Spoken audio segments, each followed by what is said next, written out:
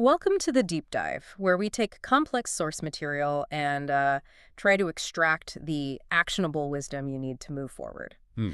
Today, we're doing a really deep cut into personal and professional transformation, but through a very specific and honestly ancient lens. Yeah, spiritual alchemy. Exactly, spiritual alchemy. And we're pulling our insights today from the work of Jeffrey Carpenter, who approaches this whole topic as a Reiki master teacher and a spirit rescue medium. Right, and before anyone tunes out thinking this is all a bit abstract, the real beauty of this piece, I think, is that it provides a specific structure. It gives language to something a lot of people feel but can't really articulate. Yeah, that question of how do you actually integrate your, internal spiritual power with external achievement, especially in something like business. That's the tension right there. We treat success as purely tactical. All strategy, execution, P&L sheets. Right. But Carpenter argues there's this powerful and mostly ignored energetic component. He has this approach he calls practical spirituality. And it all rests on this one foundational rule he calls the dimension's golden rule. Which is? Energy is energy is energy. I mean, it's so radically simple when you hear it like that. It is. And when you look at his sources, the mission is really about understanding that the most potent energy you can have for driving results, it comes from that fusion of mind, body, and spirit. Okay, so it's the combination. It's the combination. That's what fuels things like the law of attraction. That's what gives you sustainable success. But the critical distinction he makes, and this is important, is that you aren't searching for your spirituality externally. You're reclaiming it. It's already there. It was always inherent. The problem is you need a technique, a precise one, to unlock that potential effectively. I really appreciate that framework because it just shifts the locus of control completely. It suggests the toolkit is already inside us, but, maybe we've misplaced the manual. Exactly. We're not waiting for enlightenment to strike. This is more like energetic repair. And the system he lays out for that repair is rooted in this ancient paradigm. Spiritual alchemy, which he argues is the perfect fusion of, science and spirituality. Okay, let's unpack that paradigm. Because when most people hear alchemy, the immediate image is, some guy in a medieval lab trying to turn lead into gold. Sure, a shovel into a gold brick. Right. So why use this specific ancient process as a roadmap for modern success? Because the foundation of physical alchemy was actually a rigorous systematic study.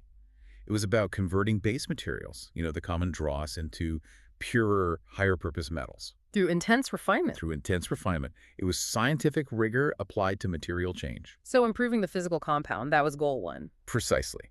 But the source material confirms this dual, much deeper goal, and that was achieving mental and metaphysical transmutation. So the steps weren't just about lab chemistry.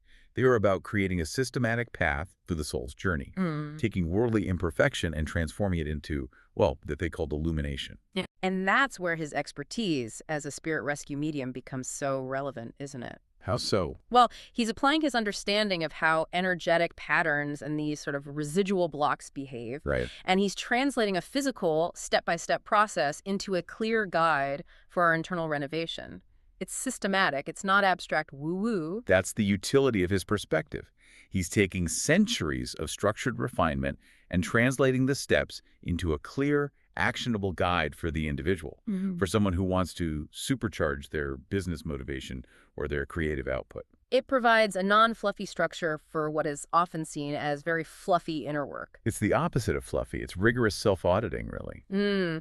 If we're serious about achieving success, we need that kind of clarity of purpose. Absolutely. So let's transition into those 7 primary stages, because this really is the core value proposition of this whole deep dive. Yeah. This is the roadmap. It is. And the beauty here is that most scholars agree on these 7 foundational steps, so it gives you a reliable framework.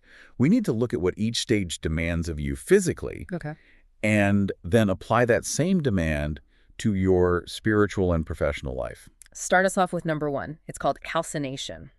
Sounds intense. Heat and fire. It is. Yeah. Physically, calcination is heating the original base material, the dross, and utterly burning it to ashes. Okay. In a business or spiritual context, this is the most brutal and necessary first step. It's that transformational reset. That moment of radical acceptance. Yes, where you identify and intentionally break up all the old, impure patterns of thought the toxic habits, the failing business strategies that are just holding you back. So if I'm an entrepreneur, this is me finally shutting down the product line that failed. Yes. Or internally, it's admitting my fear of delegation is the primary impurity in my leadership. It's the big, hot burnout that forces you to change. Exactly. You have to burn the comfortable old structure to find out what core material is left underneath.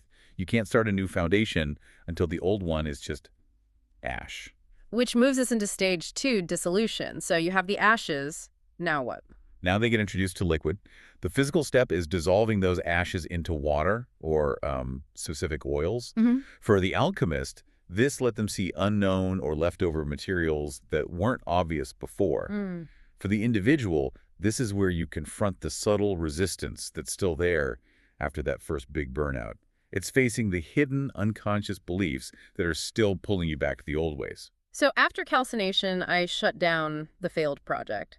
But during dissolution, I realize I still have this deep belief that I am defined by my work. That's the leftover material. That's the residue in the water. Precisely. They're dissolving the remaining elements so you can see them clearly instead of letting them stay hidden in your subconscious. Okay. That clears the way for step 3, separation. Now that everything is visible, you can start picking and choosing. This is the extraction phase, and it's critical.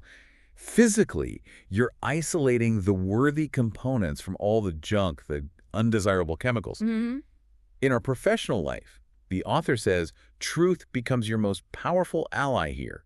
You are ruthlessly isolating and keeping only the components, the objective truths, the proven skills, the genuine intentions that are actually helpful. This is where you separate hard data from the emotional story you tell yourself. Exactly. Like, I might feel like I'm a terrible manager, but separation demands I look at the performance reviews and realize, no, I'm only terrible at Q4 planning. While your Q1 sales are exceptional. Right. And that painful discernment, that's the worthy component you keep. It's the strategic pivot. You discard the false identity of terrible manager, and you keep the truth. Excellent Q1 executor needs Q4 system support. Okay, so if we've purified and isolated our worthy components, now we have to rebuild. That brings us to conjunction. Conjunction is the purposeful remixing of those pure components. You're creating a new, powerful alloy, a new baseline for yourself. Yeah, fill in the void. You have to.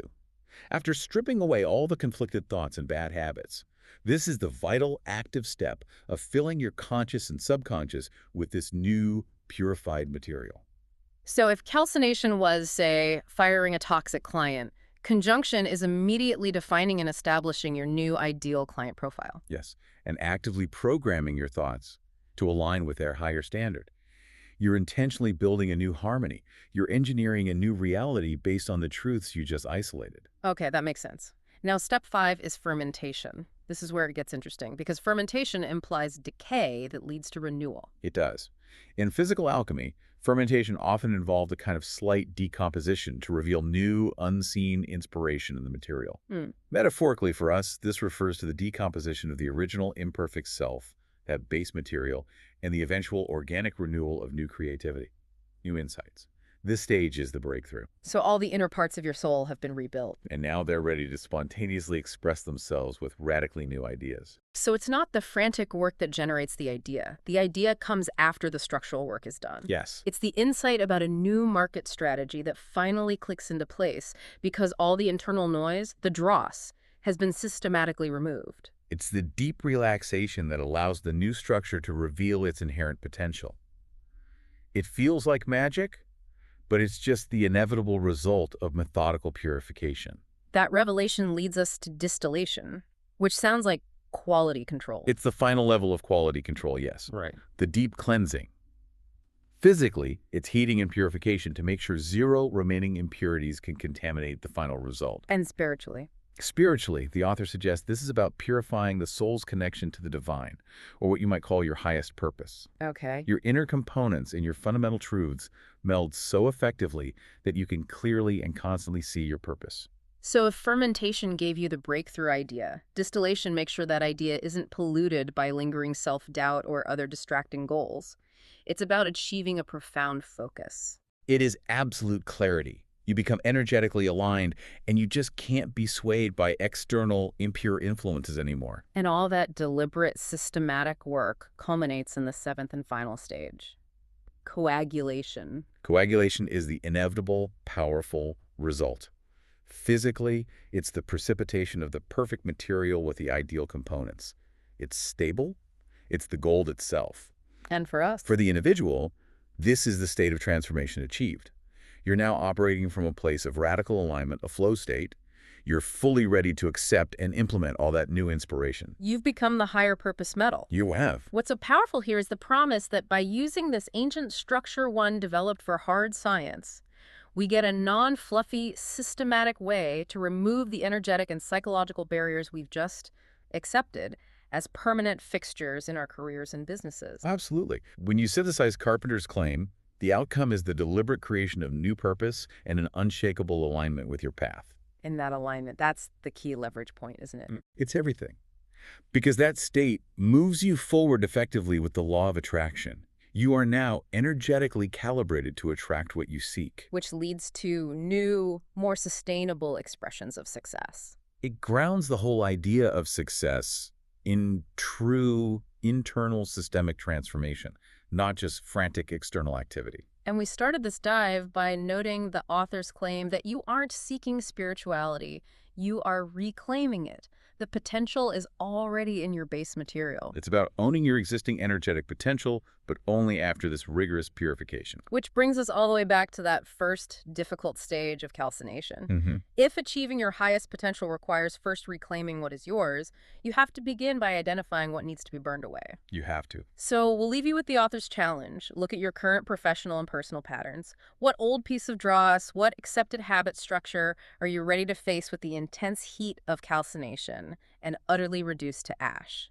to begin that reclamation process today?